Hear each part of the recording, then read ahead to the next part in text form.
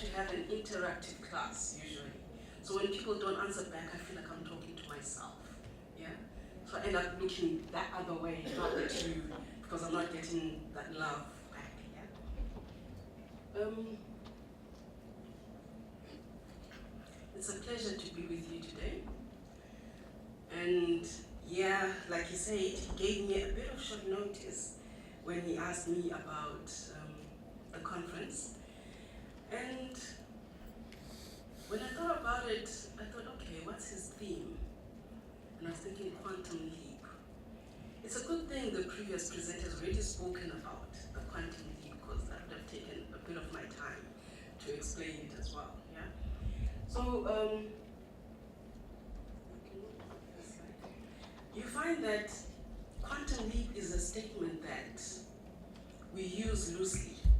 Oh, I'm taking a quantum leap. Oh, they took a quantum leap. But then I thought to myself, in line with this conference, I have to think clearly, what is a quantum leap? Why did he have to choose it for his theme? Yeah? So you can move to my next slide. So I went then and looked to my definitions, all right? And can I actually move with this? It doesn't work? Oh, okay. So according to the definitions, you have, the first one is a great, sudden, or discontinuous change, all right? Then the second one is a great improvement or development in something.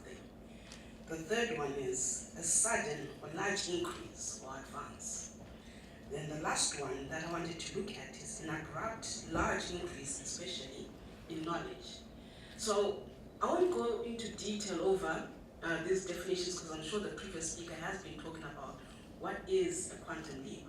So the only example I will give you here is a quantum leap can be likened to when you elect the first female president, and that is looked at as a quantum leap in cases of gender equality, all right? So we then say to ourselves, how do we link quantum leap and entrepreneurship, as in you getting into business? How do we link those two, all right? So we then focus on my topic. My topic for today, you can move it here. My topic for the day is initiating a paradigm shift, launching the eagle's mindset.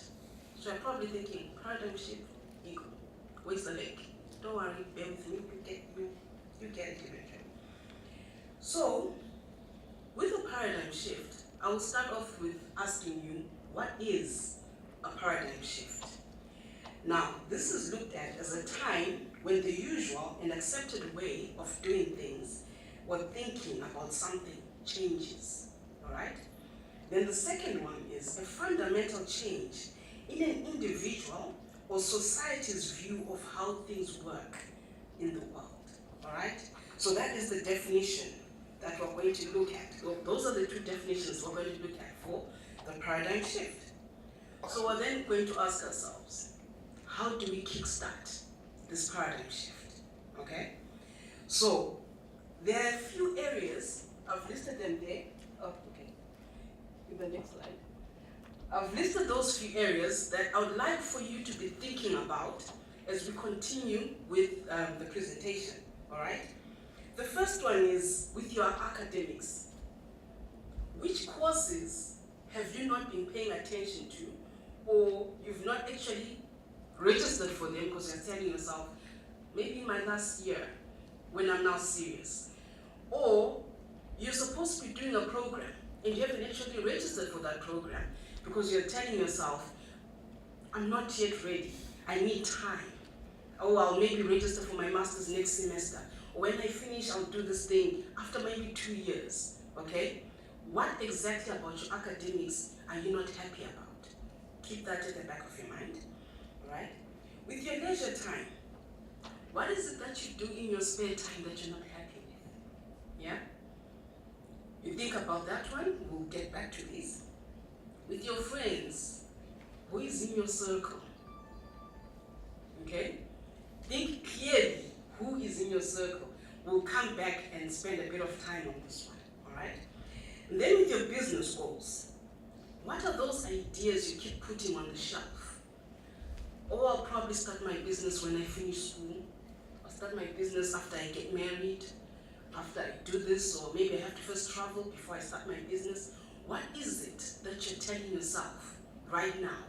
Or what is it that you've been telling yourself that you need to change, you need to do, but you haven't actually gotten around to doing it, all right? So, moving on. We're approaching the end of the year, and I'm sure most of you are at that stage where you're now thinking in retrospect. Most of you have a system of writing down New Year's resolutions, yeah? This is what I want to accomplish, this is what I will do. But we're now getting close to the middle of December, and you realize that you haven't accomplished even half of your list. Even those that you say to yourself, these I don't even need to write because I will accomplish it anyway. These are the important ones, they don't even need to be written down. Have you accomplished those? Yeah? So a lot of us are probably thinking, wow, do I have to start afresh? Do I have to rewrite them? Or do I have to now just change the year from 2016 and pass them over to 2017? This is what we're probably thinking right now, right? If you haven't, maybe I'm leaving it for the 31st of December to start thinking these thoughts, but nonetheless, we move on. But luckily, it's not too late, yeah? Because as much as there's all these things you're regretting, chances are this is not the first year that you regret something. The previous years you've been doing the same, okay? Oh, I will do this. I often think of people, especially, I'm sure you've heard people saying, I'll get my driver's license. The whole year will pass. Then you ask them, I'm sure you have your driver's license now. And they'll tell you, I don't know, I didn't get around to doing it. Then you ask them, why? They're like, no, don't worry, I'll get it, okay? But it's not too late, okay?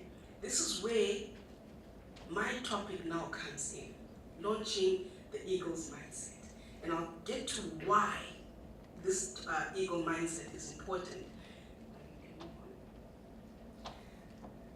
There's a short story I would like to tell you to give you a glimpse into my life, should I say.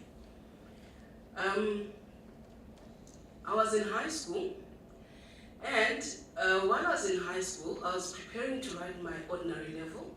So while I was in Form 3, we went for career guidance.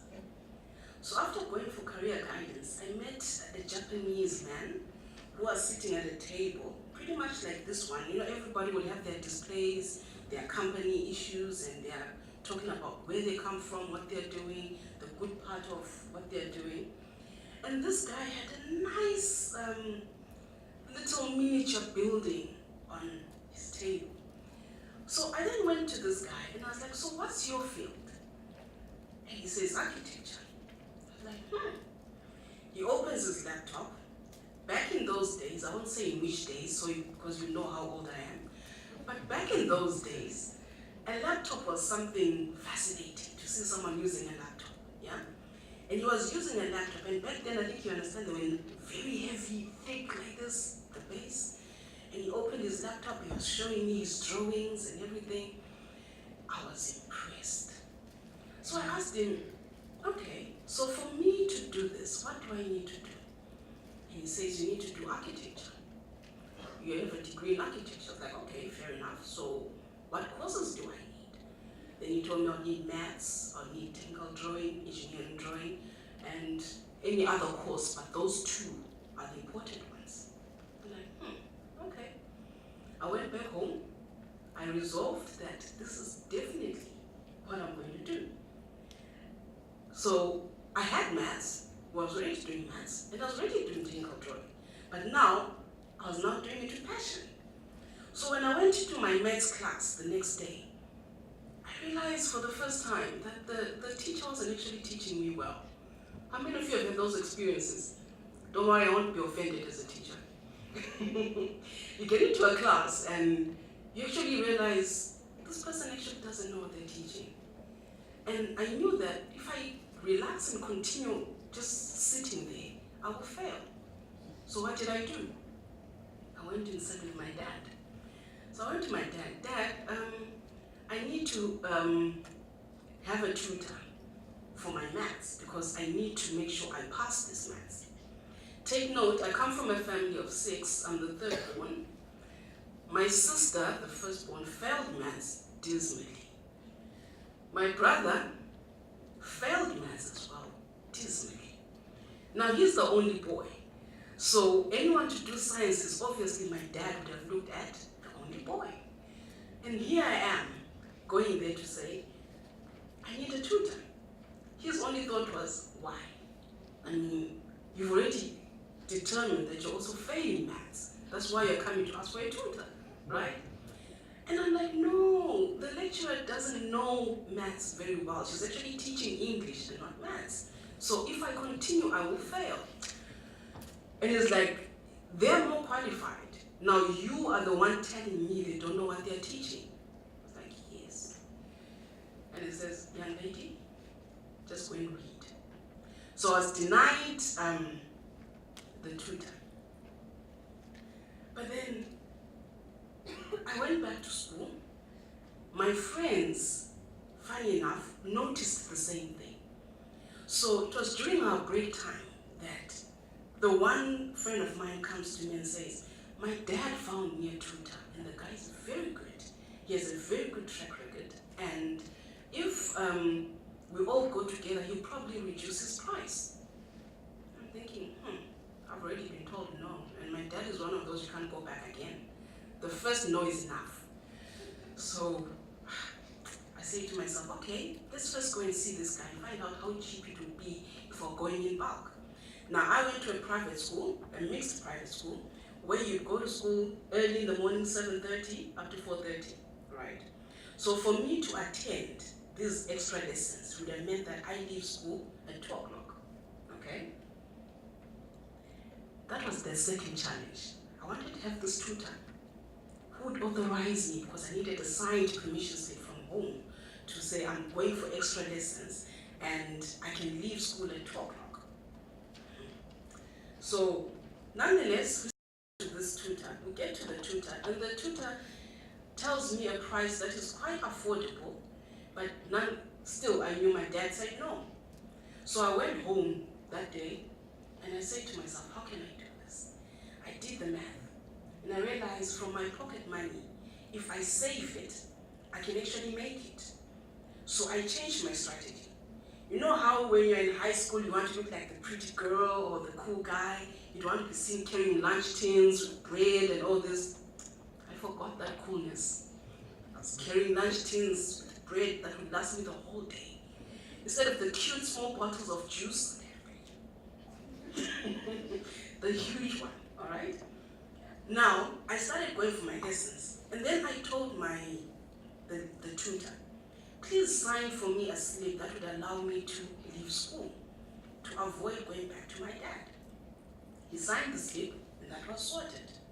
So cutting the long story short, I went through that whole process, I got tutored and everything. Now reality check, I didn't know this tutor had a system that when you finish and when you're going towards the exams, he has to meet with a parent.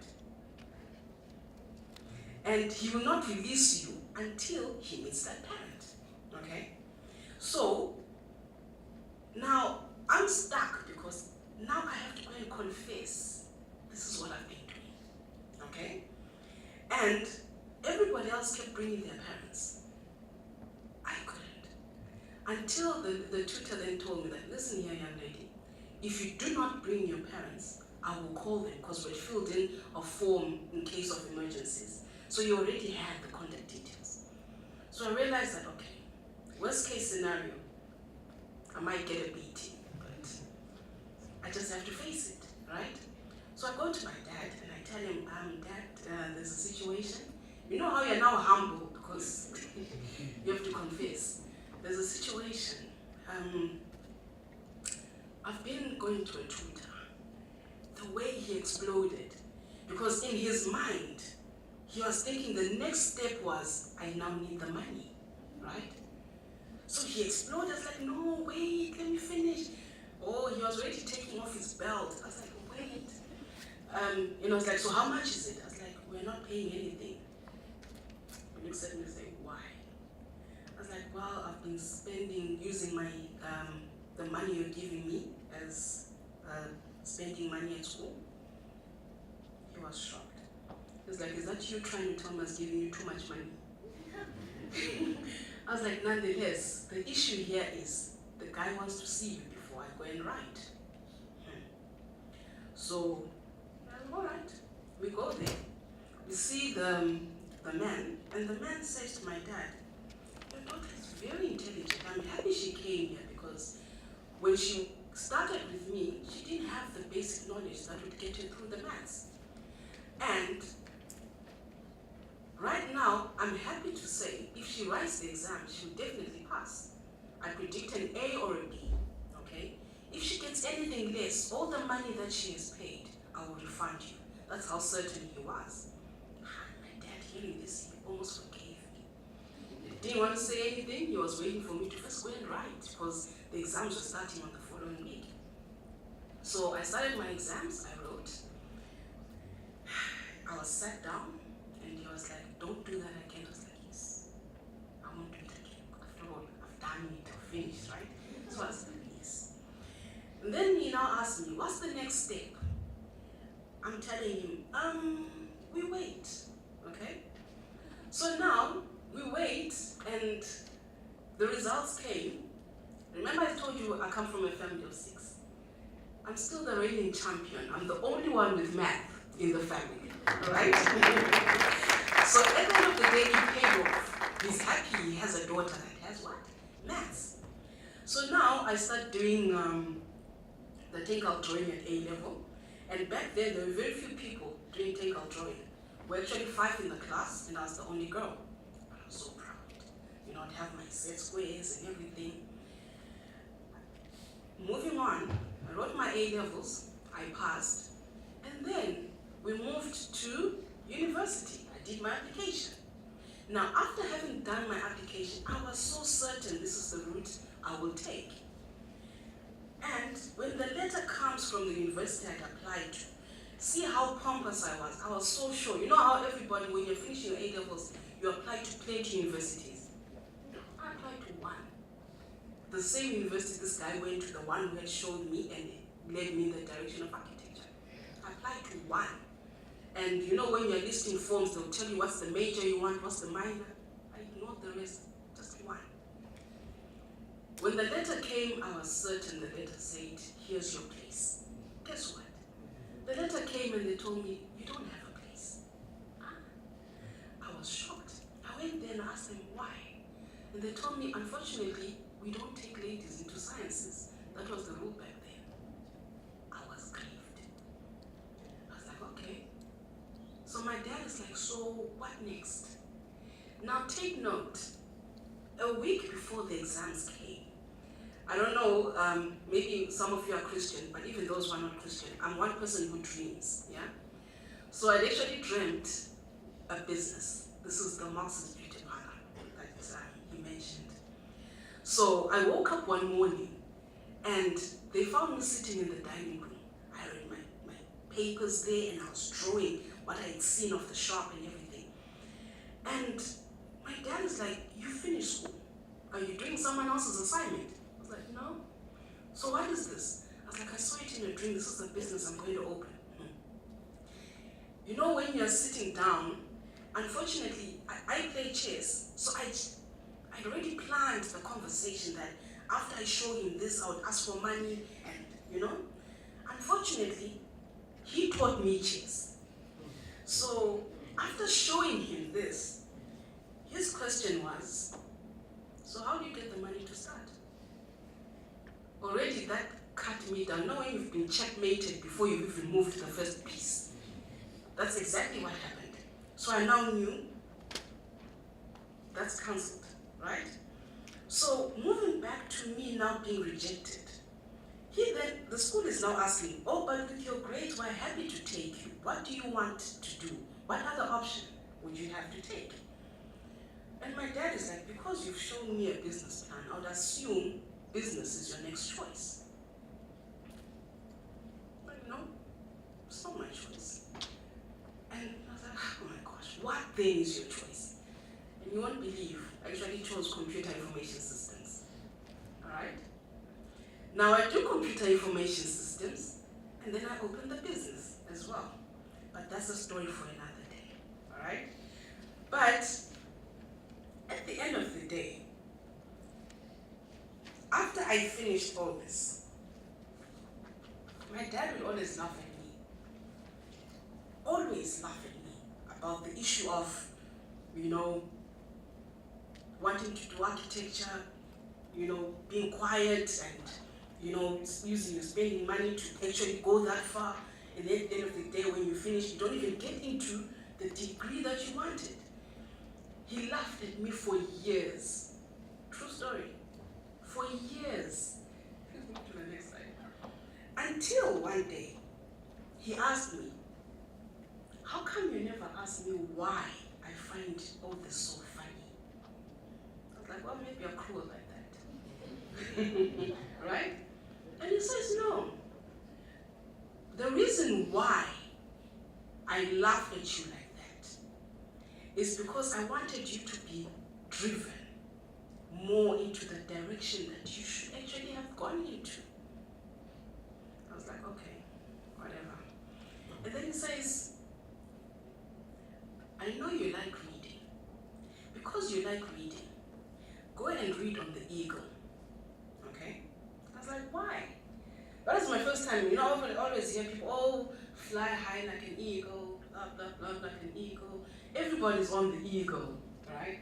If there's ever a bird, I actually thought I could liken myself to, it was the phoenix, yeah? Because I had so many disappointments and I always rise from those disappointments. So I was like, the eagle, why, how, right? Move to the next slide.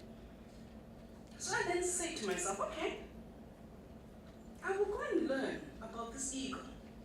So I started watching documentaries, I started reading about it, to try and understand myself the way in which my dad saw me, right?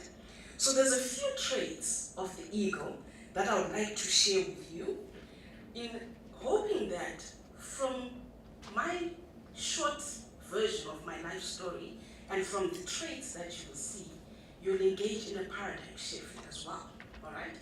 So, moving on, we have trait number 1. Eagles fly alone or with other eagles, all right? Now, with this first trait, I was comforted because half the time I spend a lot of time by myself. Up till today, a lot of people have a problem. They expect to see, society has made it normal to see people working together, to the point that if you're always working by yourself, there must be something wrong with you. Maybe you're unhappy, or you fought with somebody, but they don't even understand that you're probably alone because that's when you're happiest. Yeah? But when I read this, I understood that no, it's normal. There are people who actually can be alone and be at peace with that. So instead of castigating myself in it, I embraced it, okay? So if you're also like me, you do better in your own company, embrace it, all right? And they say they fly with other eagles, meaning that when I asked you, who is in your circle, choose only the people that are flying. Don't be an eagle spending time with chickens, right? Because a chicken can never teach you how to fly. So you need to be with the right company, all right? The second one, eagles have strong vision, all right? So when I saw this one as well, I was like, true. And funny enough, even though my dad was laughing, but the truth is, I was unshakable in my vision. I saw myself as an architect. Right now, I don't even see how I could have been an architect because the direction I've taken in my life, totally different, yeah? But that decision, when I took it, I stood by it. So in other words, if you have something, a goal, stick to it, be unshakable. Yeah? The third one, eagles do not eat dead things. All right? Now with this one, a lot of times people would tell me that I'm a ruthless person. Ruthless because, take note, in my being unshakable with my vision, it meant that I was not the usual teenager. To the point that if you came to me talking about boys, makeup, immediately I'll just cut you off. I didn't have time for that. You understand? So you find that in your own journey, you have your own goals. And with your own goals, you need to be selfish. It's acceptable to be selfish. Because you will not attain your vision or your dream by giving room to everybody else. Because it's not everybody that speaks into your life that actually means well for you. Yeah? The next one, eagles love the storm. They're tenacious. Okay? I was refused a tutor. I continued either way. I found a way. I was immediately refused funding for my business before I even started. Now I have 3 branches. You understand? Not just 3 branches, I even have a restaurant as well, and now I have the Women Inspired. You understand? But if in the storm I had just given up, because normally when you see a storm, what's the natural way you respond to a storm? Look for blankets and take cover, right? But instead, you face the storm and keep marching on. The next one, trait number 5, an eagle tests before it trusts. With this one I was intrigued because the eagle has a very interesting way that it will test the male eagle before it mates with that eagle. It has a test in that it will pick up a twig, fly as high as it can, then drop the twig. The male eagle has to immediately fly down, pick up that twig, and go and give it to the female eagle. She will then keep flying and drop it. The thing is, it has to catch the twig before it reaches the ground. Yeah? Once it touches the ground, somehow you failed the test for the female eagle. I found this interesting and I thought to myself, try and test a human being in that manner. Who would even bother? Especially with this generation. You say one wrong word, the guy is gone. Yeah? And at the end of the day, what are they trying to show us there? Test for people's commitment. Yeah?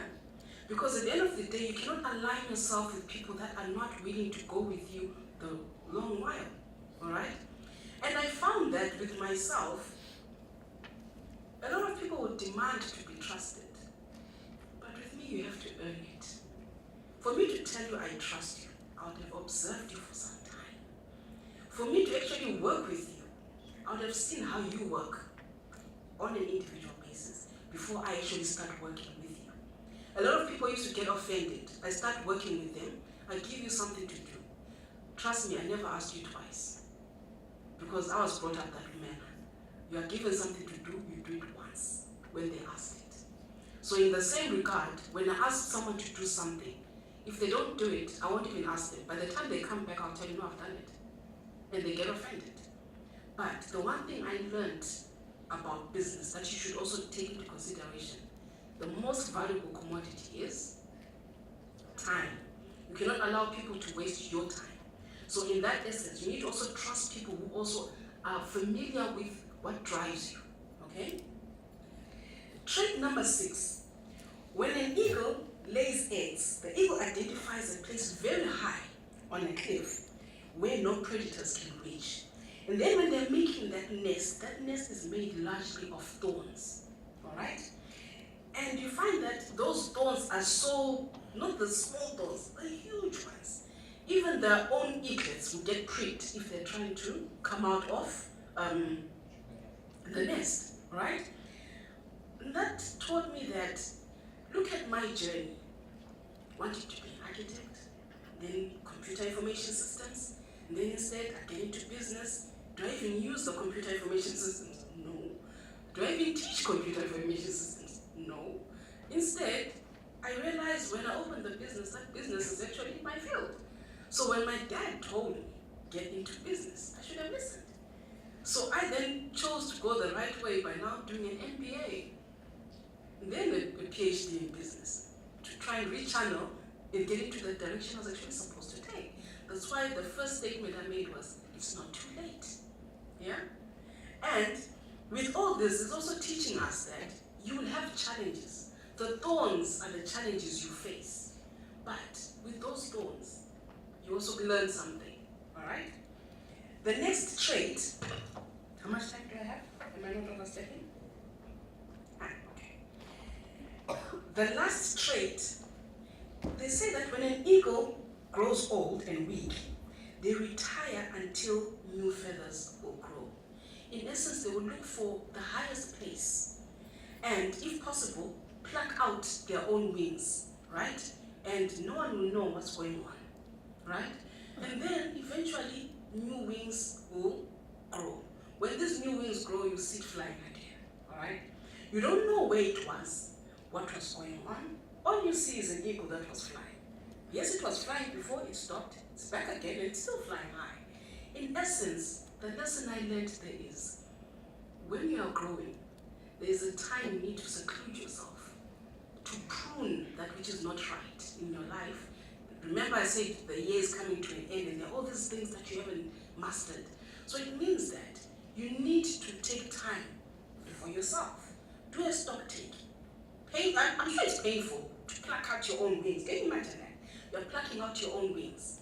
And at the end of the day, you're waiting for the new ones, the glorious ones to grow so that you can soar as high, even higher than before, all right? So if we take stock of that, we can also fly as much as the eagle flies after they grow wings. So moving on. So what exactly am I saying? It's not too late to get onto the right track. I have a few short slides to round off my message. The first one, as you can see, says, save the excuses, right? It's not about having time, it's about making time.